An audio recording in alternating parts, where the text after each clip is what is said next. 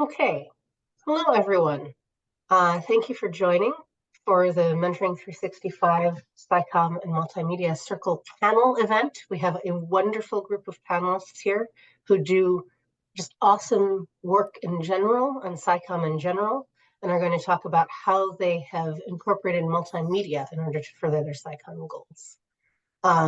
So because I want to give them as much time as possible to speak, and they'll talk a little bit, each of them, and then at the end we'll have questions. I'm not going to talk much more myself. I'm going to pass it on to the first panelist, MJ, and MJ, I'll ask you to introduce yourself and let us know a little bit more about you. Thanks, Olivia, and thanks all for being here. My name's MJ Riches. I'm a postdoctoral fellow recently funded by the NSF. Thank you. At Colorado State University. I'm technically in the Department of Chemistry, but I'm that awkward chemist who pinches leaves and kind of smells the nice smelling chemicals that come off, and I try to analyze that and tell you what that's going to do for the atmosphere and the environment, and what are the implications globally of those nice smelling chemicals. The pining that you get when you walk into a forest, if you're able to smell anytime you cut open an orange, for example.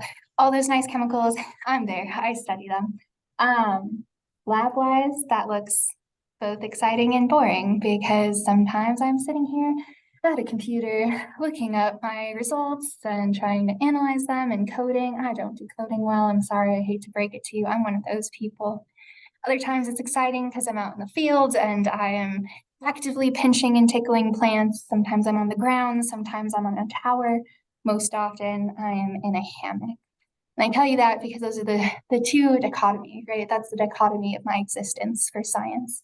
I'm either sitting here at a computer looking at graphs, trying desperately to make graphs in the first place, or I'm out in the field trying not to get distracted by how beautiful absolutely everything is. And so science art is something that I can take with myself, either in the lab, in the office, honestly at lunch sometimes, or in the field. And so I mostly do science art in terms of sketching. Sometimes that's on pieces of paper. I've been trying to become more digital, not because I think it looks cooler by any means, but because it's less paper waste. But unfortunately, when you're in the forest with no power for days on end, your electronics start to go pretty quickly, and so does your patience. So I will sometimes go out with chalk if I don't have pieces of paper. I'll take notepads. My lab notebooks are filled with doodles on the side. Otherwise, I've got my handy dandy tablet. And I used to do it on my phone. Sometimes these sketches are nothing more than like 2-minute doodles that probably could be 30 seconds, but I drag it out as long as possible because it makes me feel good about myself. I feel more accomplished as an artist if I spend longer on it. Whether or not the quality changes, it doesn't matter. I enjoy it.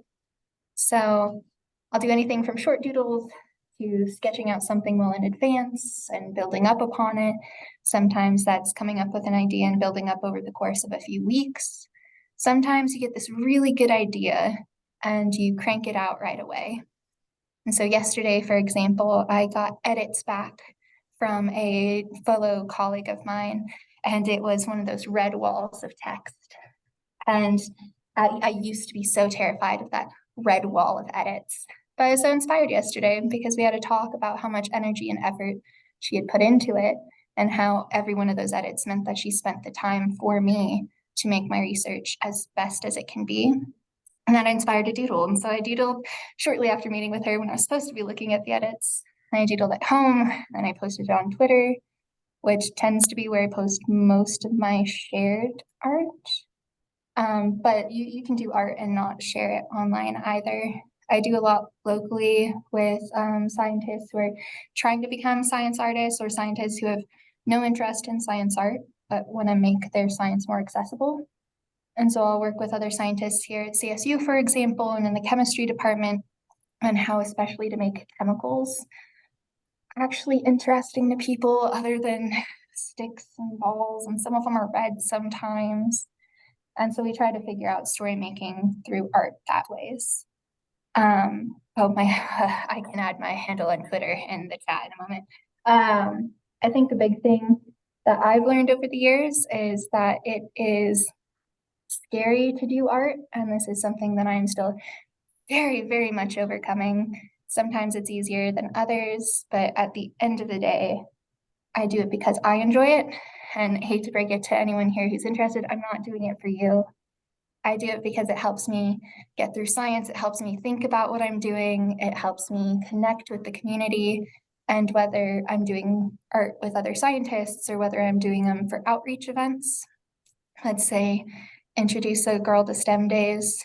We do icebreakers where it's sketch yourself as a fruit and then sketch what you think I am as a scientist based on looks alone, and we can help cross barriers as far as what what kind of science you're applying to people based on looks, which few people have gotten yay plants from me. So clearly I'm emanating that energy. But I'm happy to talk more about either doing art sketch-wise, doing art digitally, what apps I use. I weirdly do a lot in PowerPoint because I find it's something that most folks have access to. And if you can see that you can do really cool art in PowerPoint, it's a little more inspirational to try to get a little further with that. But I'm happy to talk about other mediums. I usually do sketching and outreach. Thanks. Thanks so much. And apologies, everyone, for me, because I have allergies. I have moved seamlessly from having a terrible cold cough to having allergies. So this is my life now. I'm sure this is many other people's as well. Yay, spring for those in the Northern Hemisphere. All right, moving on. Thank you so much.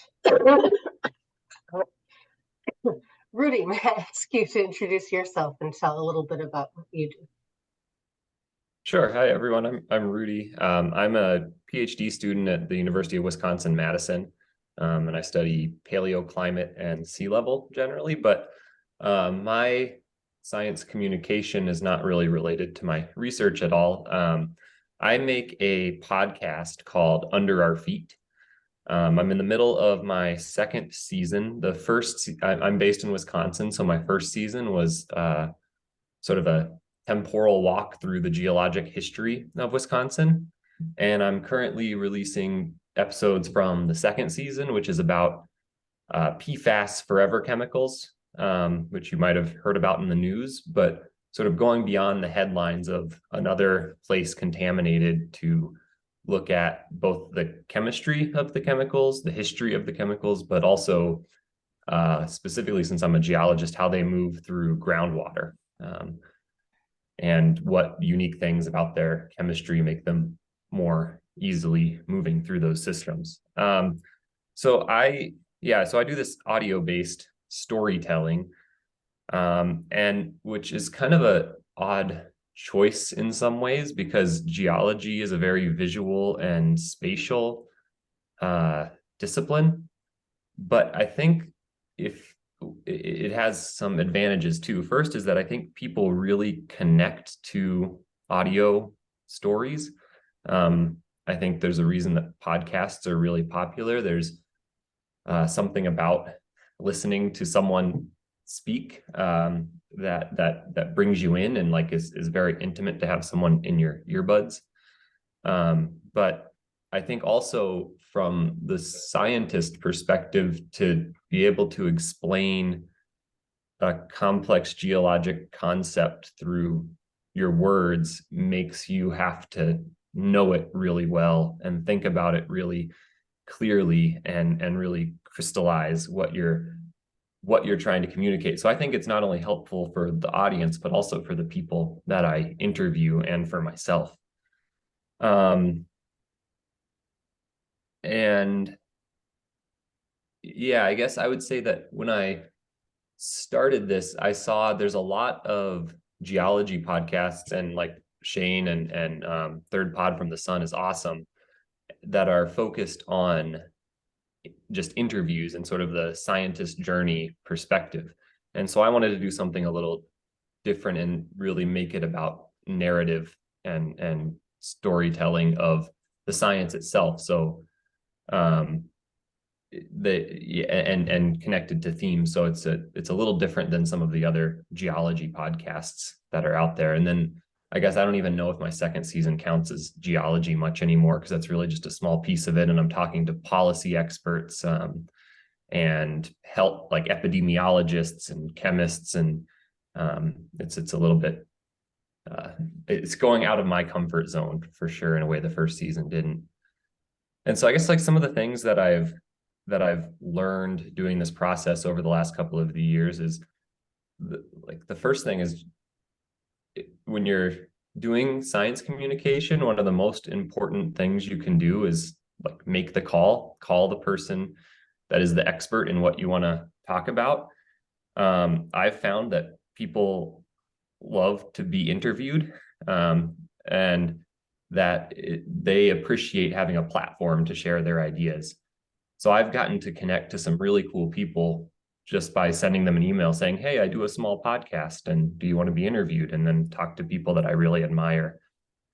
I think another thing that's important across media, but is especially important if you're thinking about podcasting, is to like really be intentional about your format, to make your life easier. Like I was saying, there's sort of interview style podcasts, there's narrative storytelling podcasts, there's ones that aren't narrated. It's just people's, like your interviewees' voices, and you don't come into it at all. You just edit it in a way. So there's a lot of different formats, and being really clear about what you're doing. And I think that's what I do, but is in podcasting, but I do think that applies broadly to any kind of science communication in any media, is just be really clear about what you're doing and why. Yeah, I think that's all I have to say for now, but happy to answer any questions, and either about technical stuff or about philosophy or whatever. But thanks. And I'll put a link to the podcast in the chat. Oh, good. Okay, that was what I was just going to ask of you. Thank you very much. All right, Pamela, I know you have some slides, so I'm going to let you see if you can do it. Yes, you can. Yay. Excellent. All right, let me just minimize a few things and come from current slide. All right, I'm Pamela Pelletier. I oversee all the outreach programming at the Laboratory of True Ring Research at the University of Arizona. So this entails K-12 curriculum development, which actually is more pre-K 20, because get the little kids and all the way up to university kids. I do all the art and science collaborations and curate all the exhibits, and I run a docent program. I recently just got my PhD in arid lands and art and visual culture education, so very exciting. I can't seem to stop telling everybody about that. My dissertation work really integrated art and science communication. So I just wanted to show a few things that I do with the laboratory briefly. I'm going to run through some of our art and science collaborations that I've done, some exhibit development, some of the infographics, and the videography work that I do. So this is an aerial view of Tucson. And when you think of Tucson, you may be thinking of the Sonoran Desert and not so much mountains, but we have these beautiful sky islands. And we're looking directly at the Catalinas, and off to the right is the Rincon Mountains. There are two different mountains that have different fire regimes and different fire approaches to fire suppression. And the Catalinas, when you look at them, look really green and lush, but they're very vastly overgrown and fire has been suppressed there. The Rincons, it's much more inaccessible. The trail to get up to the top is like a 12-mile long haul all the way up the ridge. And so firefighting typically was just left alone in this landscape. And so I was talking with an artist, Julie Komnick, about this dichotomy between these two mountain ranges and how people didn't really seem to get that they're looking at this green mountain, but it's really not healthy because of the fire suppression. So we thought about going up and integrating this approach that she does with charcoal from wildfires and using it to make art. So I pulled up all of the fires that we've had in the landscapes, and you can see the Catalinas have burned fairly extensively, the one to the north. And so we went out and we collected charcoal, and this is what it looks like, literally hiking out to the different burn sites, collecting charcoal. And then Julie took it, because she's the artist, and created these images, this inverse landscape. So on the left, you see the white mountain of the Catalinas with the dark background, and then on the right you see the rincons. And so it's really trying to drive home this dichotomy of different landscapes and fire suppression. And she did it using charcoal from the actual sites. So we put together an art exhibit for this, and I loved it. I love being able to work with artists to create works of art. Another project that I worked on is called Pine Chant, and this one is a little different. We took tree-ring data from 12 trees in Arizona to tell a story about climate change. We worked with a composer, Lachlan Skipworth from Australia, to create a composition that was then performed by these three wonderful performers at the School of Music here at the University of Arizona for wind instruments. It was premiered at the Tree Ring Lab, and we also integrated spoken word from one of our ecologists to really talk about the challenges ahead that we have facing climate change and the state of our forests. I also partnered with a digital illustration class and had the students make posters of the 12 trees.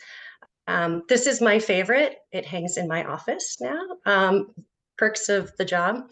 But it was beautiful the way they were able to convey the data. And so looking at how you can take scientific data and you can express it through art and you can express it through music. Another passion of mine is fabric. And so I partnered with an artist from Montana, and we took textiles that were emotionally significant for different people, and we created these life rings. And so we crafted them very simple, just simple technique of cutting into strips and wrapping into circles to tell a story, to tell the narrative. This one in particular was from my grandmother's clothing. And so just taking some of those, not all the old dresses, because I love them, but some of them, and creating a story to tell a story about her life. And it's just, again, a way to kind of touch on tree rings and fabric, which was pretty cool to tell this story. Exhibit development. So I'm in charge of all the exhibit development for the lab. And sometimes we get really lucky and we get a boatload of money from somebody who wants me to build something, which is great. I love having actual money to spend instead of trying to come up with piecemeal ways of doing things. And so the idea behind this was to build a tree stump that tells a story about fire and insects. And so I worked with a local sculptor who does a lot of work for zoos all over the West. And we went out and we took molds of trees up in the Catalinas. We took beetle galleries. We really wanted to make it as accurate, scientifically accurate as possible. So collected beetle galleries, we collected bark. And so this tree is really cool because you can, at the top, you can use it to count rings, and it's very tactile. I've used it for visually impaired students. I've built it into our curriculum. And then the flaps open and you can see the bark beetle galleries on the inside. We're in the process of currently building 3D printing the beetles, which I had hoped we could make a squishy larva, but that seems to be a little harder to produce. So we're working on that. But this tree also shows fire scar history, and it has a tree core that you can pull out and it snaps back in. So very fun, interactive exhibit. Kids climb all over it. It has wheels, so it moves. So I have to hold it sometimes when there's a lot of kids, but it's a lot of fun. And it can be used, it was originally conceived for visitors coming to the lab, and I've since expanded it to develop curriculum specifically for it, for K-12, but also for visually impaired students. So it's been a great resource to have. As a science communicator for the lab, I am tasked with trying to explain all of the science that sometimes can be really hard for lay people to understand, such as like oxygen isotopes and how it might impact how tree rings from hurricanes might be linked to pirates. And I thought that was a great hook, of course, because pirates, like, who doesn't like pirates? So we put together some infographics that contain some information, some pictures that talk a little bit about the science themselves and put it together. And then these are used by our docents to illustrate some of the research if there's labs that we can't go in. On the right is another example using fire scars from trees and talking about how we build proxies from composites of multiple trees and build these chronologies. Other work that I do is producing videos. So creating both interviewing, like Rudy mentioned, interviewing researchers, and then also editing the actual videos so that they can be short videos, either used as reels on social media or on our YouTube channel. So designed to, one, address the EPO components of the grants that some folks get as a way to then communicate their research to the public. I had to learn a bit of video production, which came in handy during the pandemic when we were all stuck at home to be able to do that. And finally, that's it. So I'm happy to answer any questions. I'll go ahead and stop sharing my screen. This is our lab, by the way. That is fantastic. Thank you so much. I think so if people have questions, you can start putting them in the chat now. I think we're going to wait until all of our panelists are done before we address them. But feel free to put them out there into the world when they come to you. Emily, I'm going to ask you, if you are set, to introduce yourself and talk a little bit about the ways that you've incorporated multimedia. Great, thanks, Olivia. Sorry for the delay earlier. I'm currently traveling, so still enjoying the wonders of remote work. But I am a Voices for Science advocate, just ending this month in the communications and media track, and I also just completed my PhD in fluvial geomorphology at Colorado State University. Fluvial geomorphology is basically the study of how rivers shape and maintain landscapes from a geology perspective.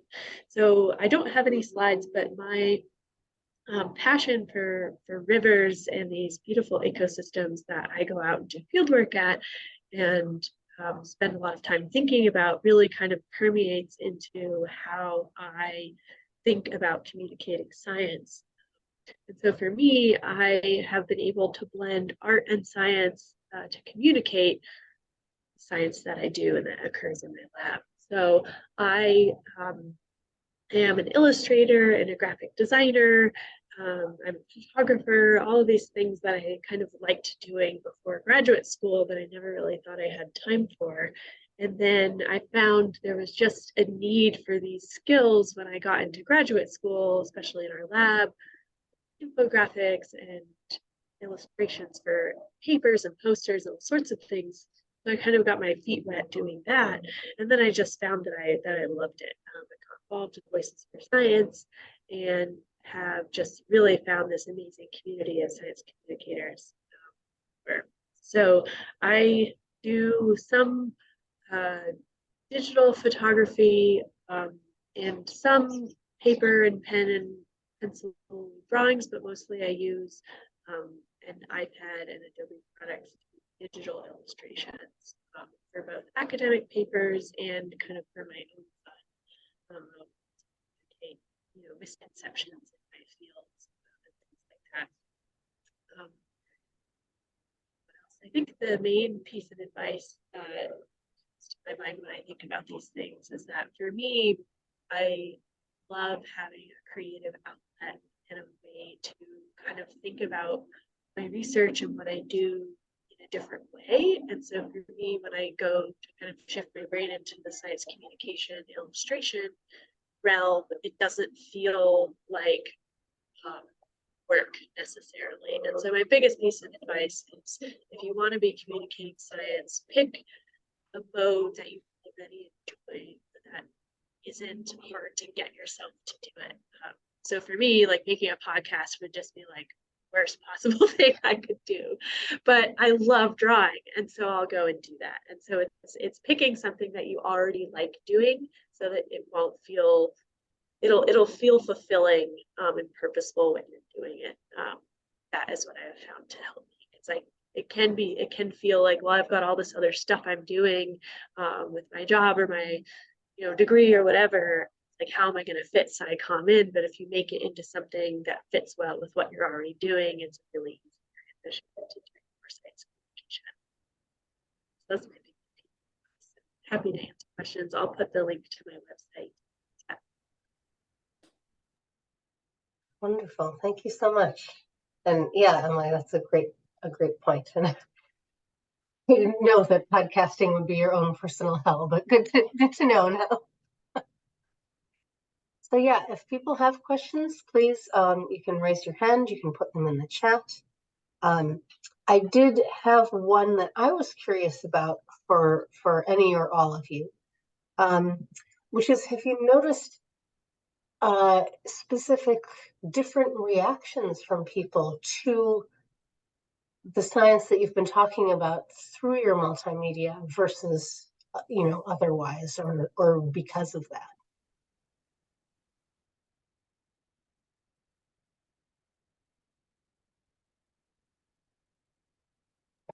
Yeah, I can. Oh, go ahead. Sorry. Oh, please, by all means.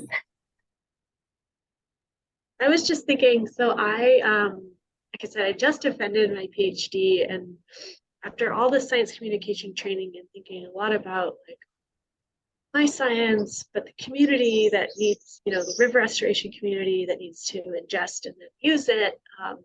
And I had a lot of family at my defense too, who have no background in geosciences. And so my mantra in my head was that I will consider my defense successful if I pass, but if people who have no background in science can approach with curiosity and have a question at the end, an insightful question, curious question. And I found that I was able to do that. And so what I've found that like I'm completely pairing the work that I'm doing with the science communication. It's so hard for me to pull those apart now because it's such a part of what I do. When I think of myself as giving a research presentation, even to a research crowd, I'm thinking that I'm communicating science.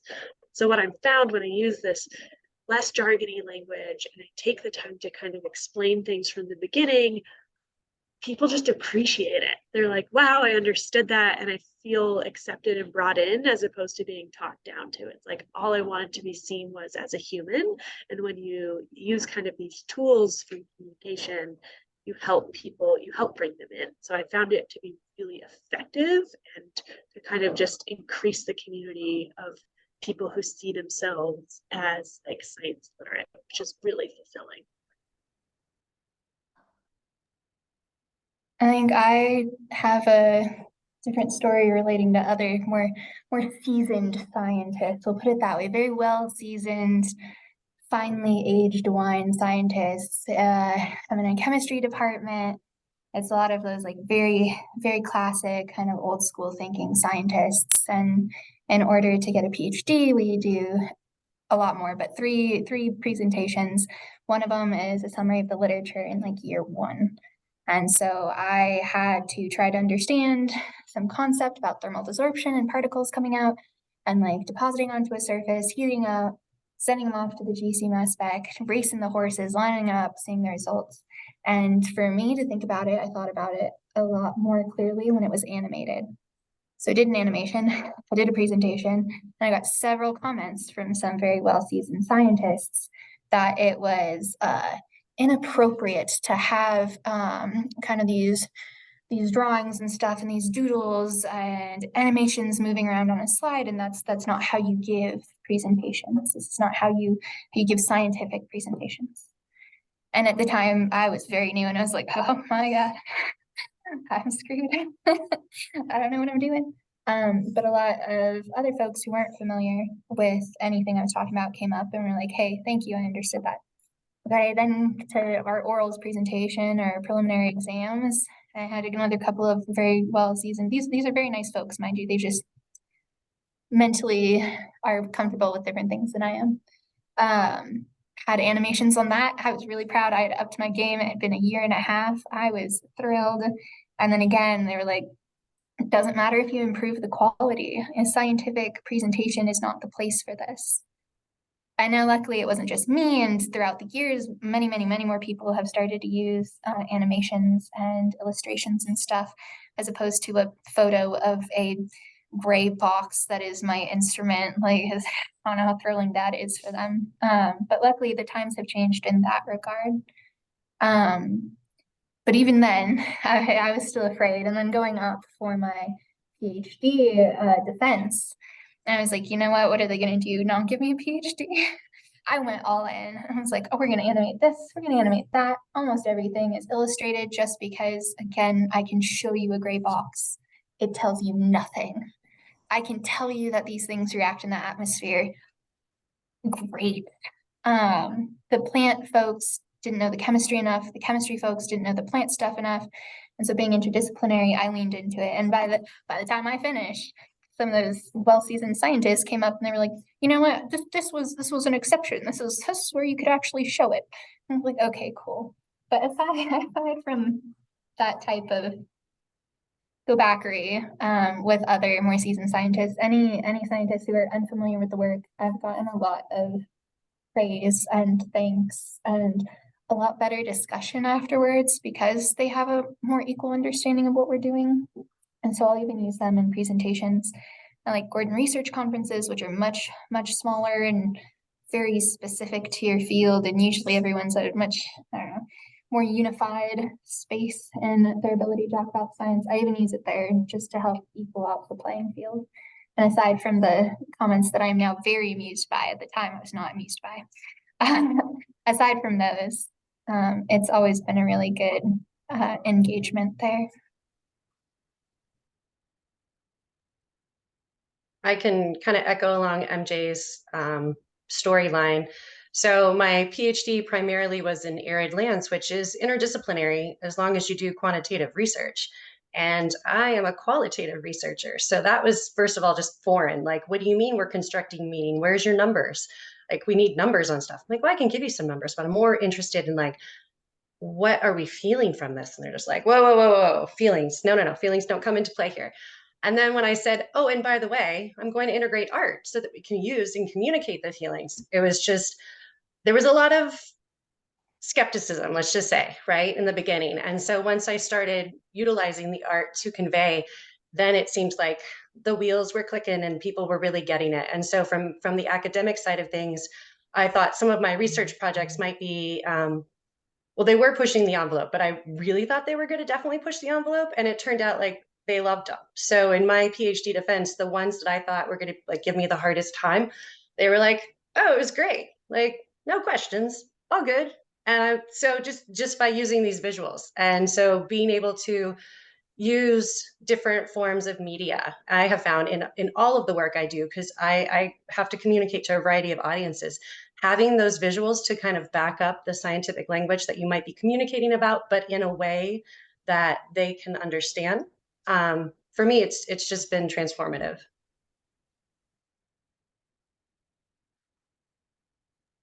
That's helpful to hear as I'm going through my PhD and trying to convince people that podcasting can be part of a geology PhD, but the work continues. I think the only thing that I'll add is that something that I've found is that it's been very helpful for me to be able to edit myself when communicating science. So that's like when I do a podcast, I do a lot of editing to make everyone sound good. And I think, I don't know if part of that's actually kind of weird. It's gotten harder to speak off the cuff and do things like this because I'm so used to now being able to like perfect every word. So yeah.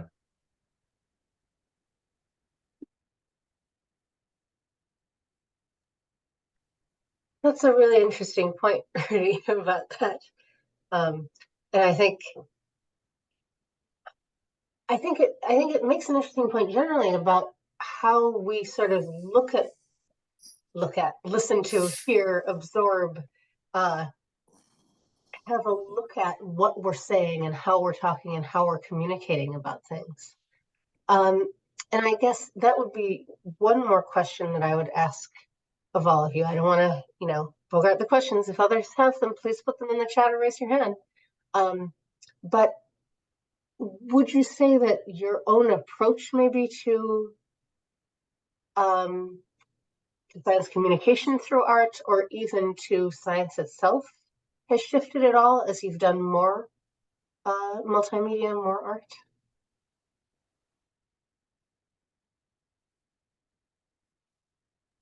Something that I've been thinking about lately has been realizing that like how important narrative and story are in science. And I think scientists like to think that we're being objective and following the data. But like when you think about geology, what you're doing is looking at these sparse data points in the past and then creating a story that connects them.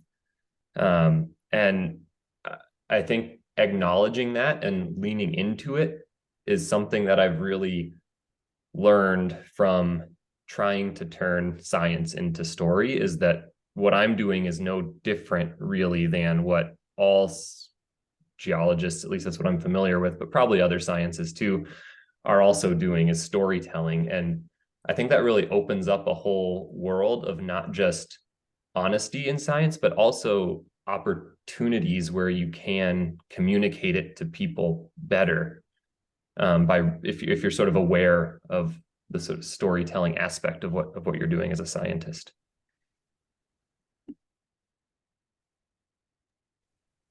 I agree with Rudy there. Science is for everyone, and science is storytelling. And so I've used a lot of the classic forms of art, music and drawing and photography and video to communicate and connect with audiences. And I think the success in those areas has encouraged me to expand to other areas that perhaps might not fit normally within the narrative of storytelling of science. And so I can use those different types like performance art to connect with audience that may not see themselves in STEM. And so for me, it's been an encouragement to just keep pushing the envelope. What else can we do? And I've definitely gone from being a lot more thoughtful, so to speak. So with Rudy, like piecing together the points and creating a story out of that. I used to want all of my pieces put together first and come up with a story first and then draw it and then redraw it and then make it nice and then color it and sheet it and then post it. And I thought that that was the process you had to go through in order to come up with a story in general. But going with that, those 3 points or whatever are still stories in of themselves. I don't really always need to dress everything up. So I transitioned from only doing that to doing that sometimes, but also being more vulnerable with my art and sharing a sloppier, so to speak, artwork or artwork that I didn't spend a week on, or I didn't think for more than 2 days on. And I think that's gone really well, both with the audience, but also largely for myself. I think it was a really big mental block to go in knowing that I would have to start from scratch and create some amount of story to combine some amount of things. But now, if I see something there that I think is worth sharing or fun, I work it up, sketch it up, and share it, whether or not it's something I want to hang on my wall. Yeah, I totally relate to that because when I whether it's an infographic, a really detailed one explaining something complex, or even a really simple graphic or illustration, I find that I have to step back and say, where's the beginning here? And even in my PhD, is the beginning when I started my PhD? Is it the field work? Is it this? Is it that? And so kind of thinking about how I'm going to show that visually really helps me explain it verbally when I'm explaining it to somebody else. And something that's come up a little bit here too is I've been spending a lot of time thinking about, we talk a lot about communicating science to non-scientists. I think a theme that's come up here is that communicating science to scientists is just as important, and especially scientists outside of your field, but even within your field in a different subdiscipline.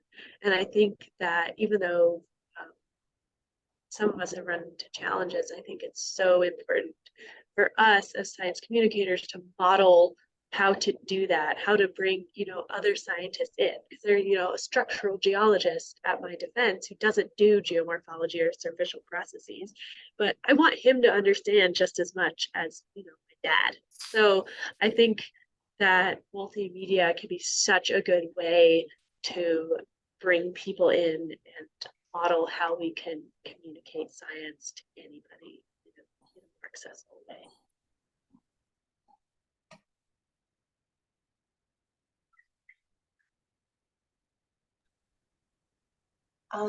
I do want to just a little bit, I don't want to get into like major technical stuff here or anything.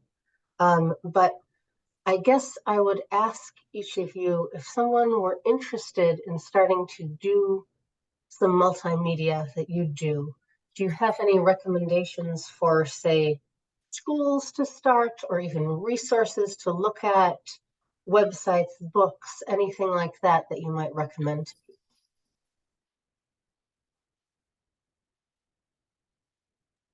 If I can start just with illustration, I mean, Olivia, you and Shane have heard me all year be like, I'm not the greatest illustrator. So I just decided if I practice, I'm going to get better at it.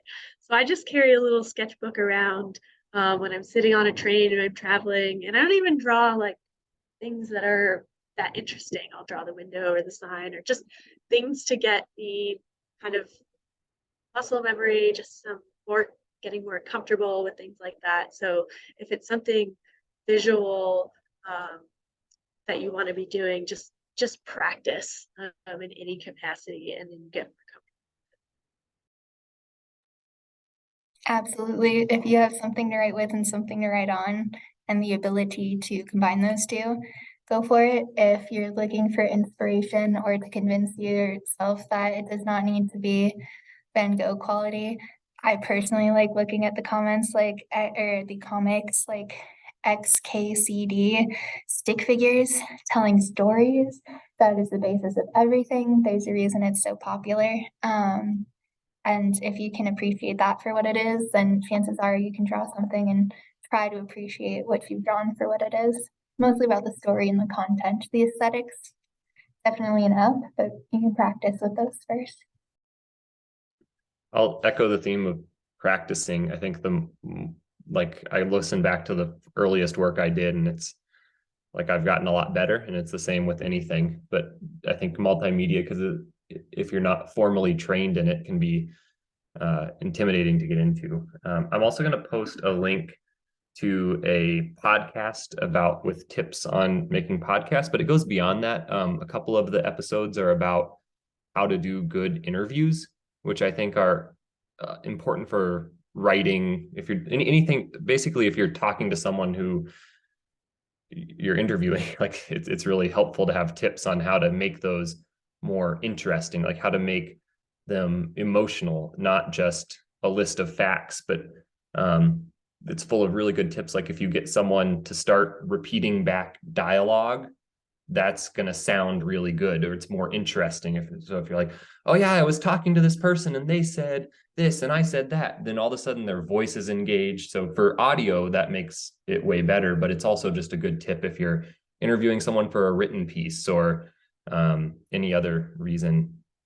It's a really good one. And there's lots of free softwares out there for podcasting. I use Audacity, which is a free software. So the startup costs are really low.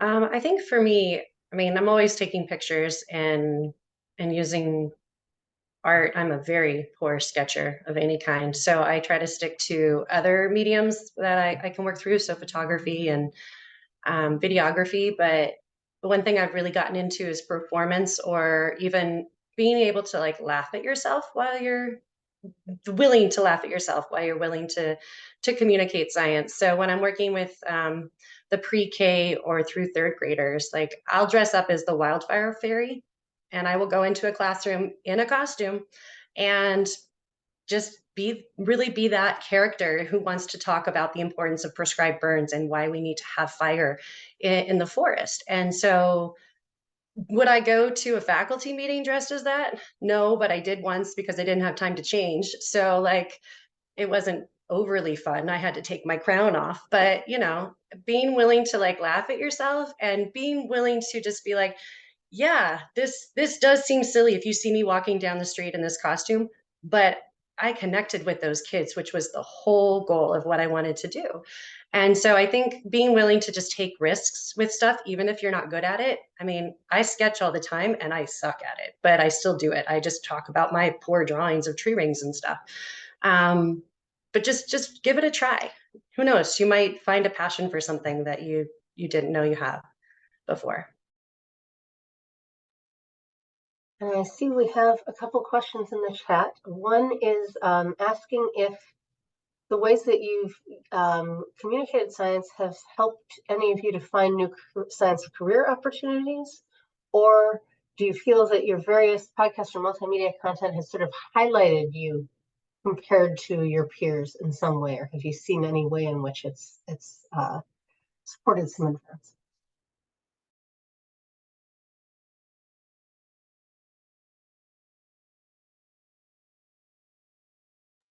Sure, I'll just, we keep. You know, we're just on the same wavelength. It has to do with doodling, I'm sure. Oh God, what was I gonna say?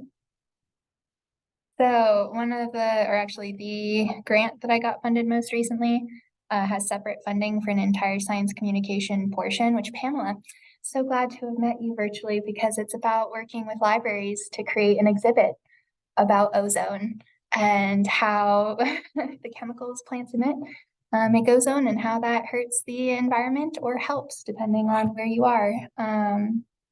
But because I had had that part of my CV fleshed out and because I had had experience making infographics, I made an infographic for the proposal as figure 1 or whatever. And that was highlighted in the reviewer comments or whatever as being one of the most compelling parts. And so it sets aside money explicitly for that broader impact that won't take outside of my like science funds or whatever.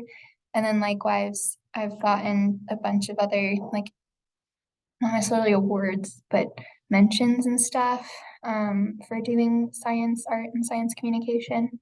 And so I'm not changing my job for it because I love what I do, but I have an advisor who's going to let me keep doing science art and science. And I'm glad to know that if I did want to leave, I'd at least have a pretty decent enough resume to go on and do something more artsy. I agree.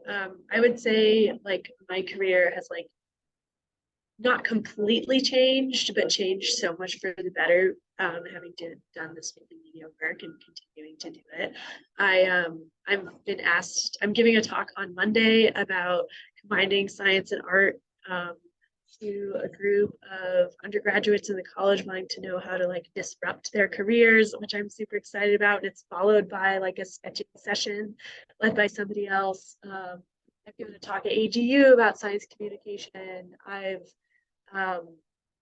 also gotten like my tuition was paid this year by a research grant that's looking at some restoration work, but they also wanted some scientific illustrations.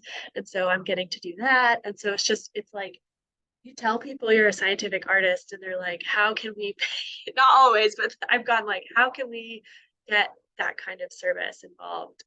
And I am graduating in May and moving on to a postdoc in August, and half of the postdoc is science communication based. And so it's just like, it's a NASA funded, super applications based grant. And they're just like, we want workshops, we want art, we want outreach. And I'm just like so excited when I got this original email. They're like, well, we want to do morphologists, but also like, do you do any SciComm? And I'm like, yes, I do. That's me. So for me, absolutely, I've gotten recognition. I get to give talks, which I love public speaking, and I get to do more science and art. So it's been so rewarding for me.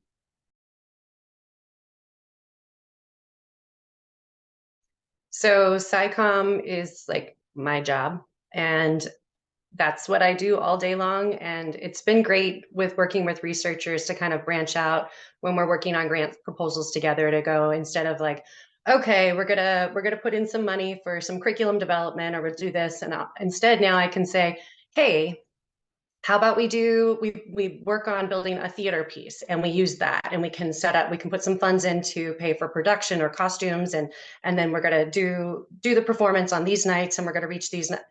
And they're listening to me and saying, yeah, this sounds interesting, but I don't have to be in the theater, right? Like, I don't have to perform. And I'm just like, no. But you're going to work with me to integrate your science through this performance. And so I think, like, in my role, just over the last 10 years, really just showing people that we can make a connection with the public, with different audiences through different methods and techniques. And I've got that track record at the university of showing that people are excited to do whatever crazy thing I come up with, which is great, which makes my job quite fun. So for me, it's been transformative in that way. for me, it's maybe too early to tell about career opportunities, but I think it has opened lots of doors that I'm really happy that I've opened and walked through. Like a faculty at the College of Menominee Nation, a local a tribe in Wisconsin, heard the podcast and contacted me, and now we're working on making a audio storytelling component to her teaching, which is a very like culturally relevant thing for the Menominee, and like that's awesome, and that's the kind of work that I want to be doing. I found that the work related to the science communication is the work that I'm most excited about and engaged in. Don't tell my advisor, but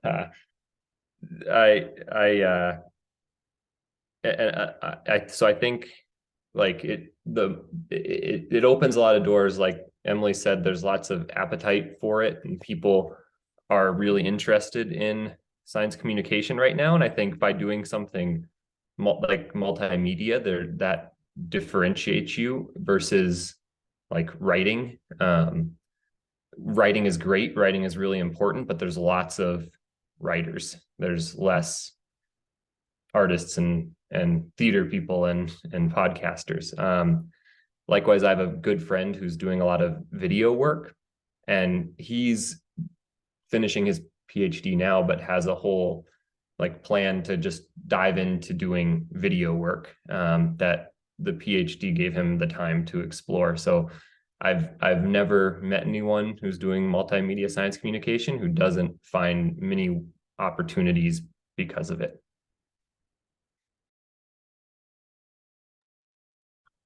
Well, thank you all so much. This was terrific. I was so excited to hear more about what you're doing. I'm sure everyone else was as well. We're about to wrap up. Is there anything else that any of you would want to mention in this moment before we wrap up?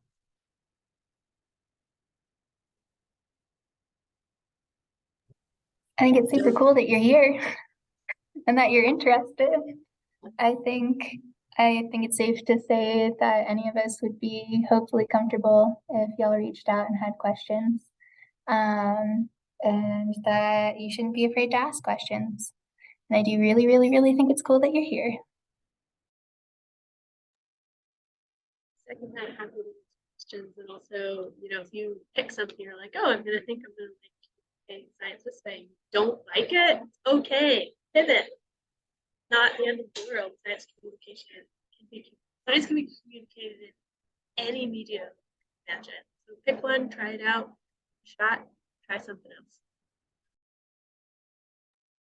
Echoing Emily, just try stuff. You never know. I mean, you might fall in love with podcasting, or you might fall in love with performance art, or you might really love photography, or you might like communicating, making quilts to communicate science. Like there's so many different options. Just try them all and see what interests you. Yeah, and to keep building on that theme, I think about the places in art or communication that you like to consume. Like what do you like? Do you like painting? Do you like I love listening to the radio, so that's why I got into it. But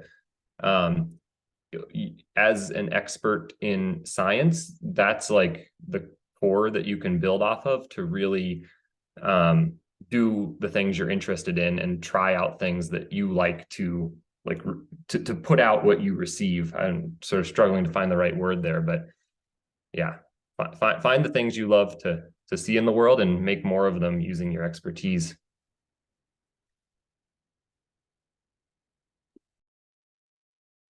Thank you all very much. I see we have one more technical question.